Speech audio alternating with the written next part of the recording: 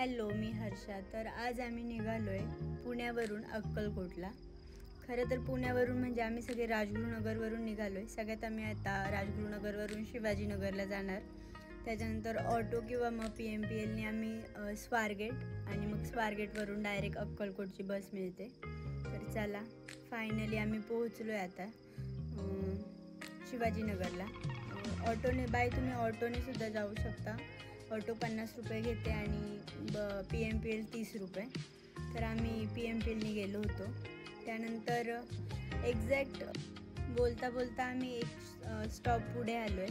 तर आता पुन्हा रिटर्न चाललो आहे. तुम्ही कन्फ्यूज नका होऊ. स्वारगेट मेट्रो स्टेशन आहे, त्याच्या एक्झॅक्ट समोर आपलं बस स्टँड आहे, म्हणजे STचं.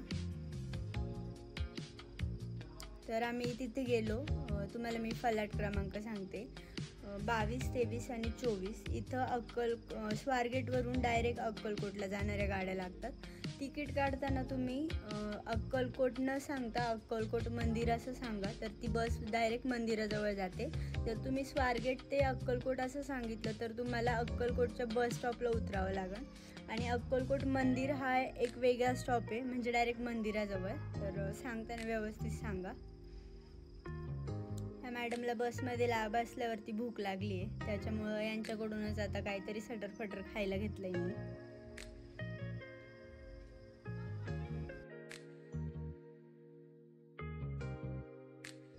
आता मी तुम्हाला तिकीट फेअर सांगते. हे 1008 आमच्या चौघींचं तिकीट आहे, म्हणजे पर पर्सन 252 रुपये.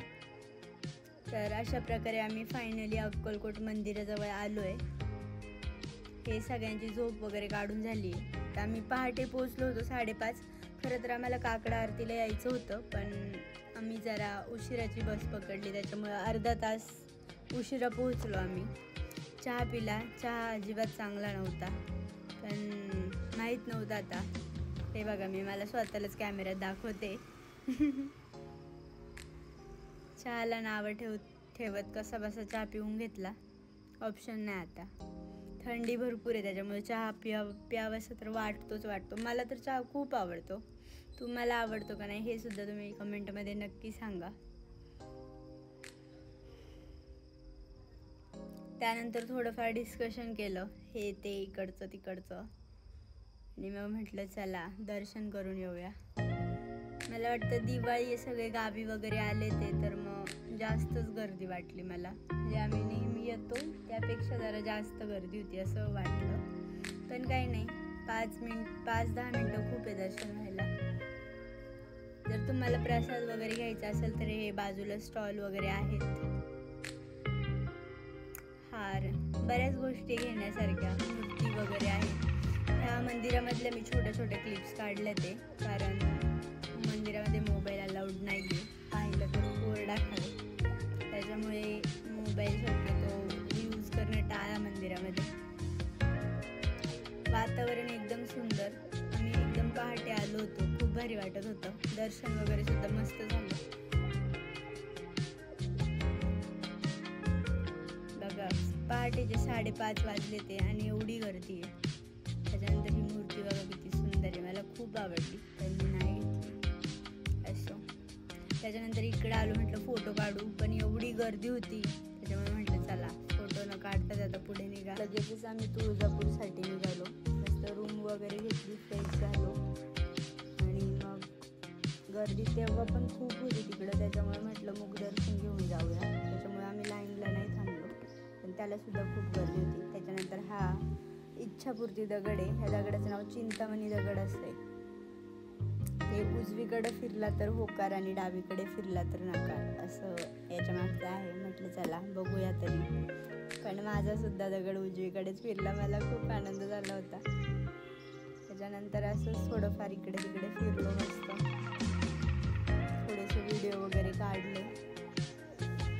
जास्त गर्दी असल्यामुळे प्रॉपर फिरता नाही आलं. तसे तर मी इकडे आधी 2दा येऊन गेले, पुन्हा आले होते.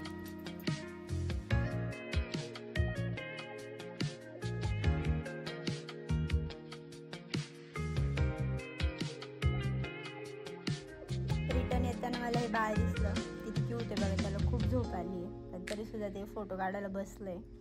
एवढं सगळं फिरून झाल्यानंतर आम्ही खूप थकलो होतो, त्याच्यामुळे आम्ही आराम केला आणि ठरवलं आता डायरेक्ट घरी जायचं. पंढरपूरला जाणार होतो ते कॅन्सल, पण झालं असं आम्ही बस स्टॉपला गेलो आणि नेमकी पंढरपूरची ST आली. म्हटलं चला आता जाऊच या, बस पण वेळेत आली, थांबावं पण नाही लागत आहे. तर बसलो. ही आपली चंद्रभागा, किती मस्त दिसते बघा फोटोमध्ये, व्हिडिओमध्ये सॉरी. त्यानंतर जेवणासाठी थांबलो, जेवण वगैरे केलं. पण जेवण म्हणजे काय सांगू आता तुम्हाला, सांगतेच ऐका.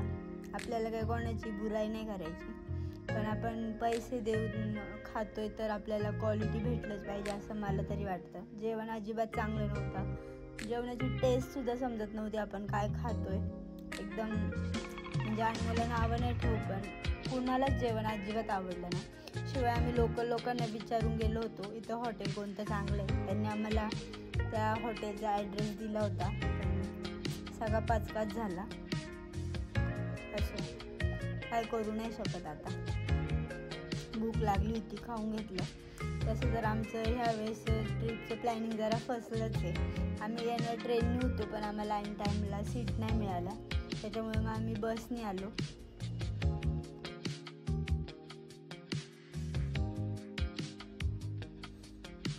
बाकी इथे खरेदी करण्यासारख्या भरपूर गोष्टी आहे. स्पेशली तुमच्या घरी जर कोण माळकरी माणूस असेल तर तुम्ही त्यांच्यासाठी इथून तुळशीच्या माळा वगैरे घेऊ शकता. प्रसाद आहे, अशा खूप वेगवेगळ्या गोष्टी, लहान मुलांसाठी खेळणे वगैरे घेण्यासारखं भरपूर काही आहे.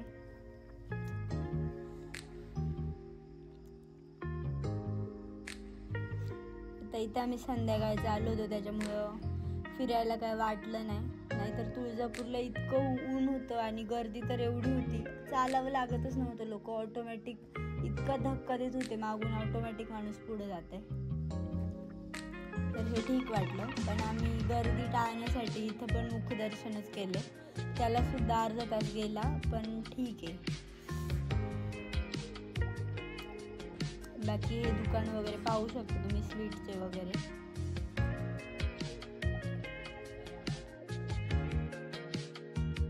तर मी तुम्हाला टोटल खर्च सांगते. हा लेडीजचा आहे बरं का, म्हणजे लेडीजचा STचं तिकीट आहे. स्वारगेट ते अक्कलकोट मंदिर 252 रुपये, अक्कलकोट ते सोलापूर 36 रुपये, सोलापूर ते तुळजापूर 41 रुपये आणि तुळजापूर ते पंढरपूर काहीतरी असेल 60 ते 80च्या आसपास. याचं तिकीट माझ्याकडून हरवलं आहे. आणि त्यानंतर पंढरपूर ते पुणे 152 रुपये काहीतरी. तर ही ट्रिप तुमची खाऊन पिऊन राहून एक दिवसचा स्टे करून आरामात 2000 ते 2200 रुपयामध्ये होते. तर अशी झाली आमची ट्रिप.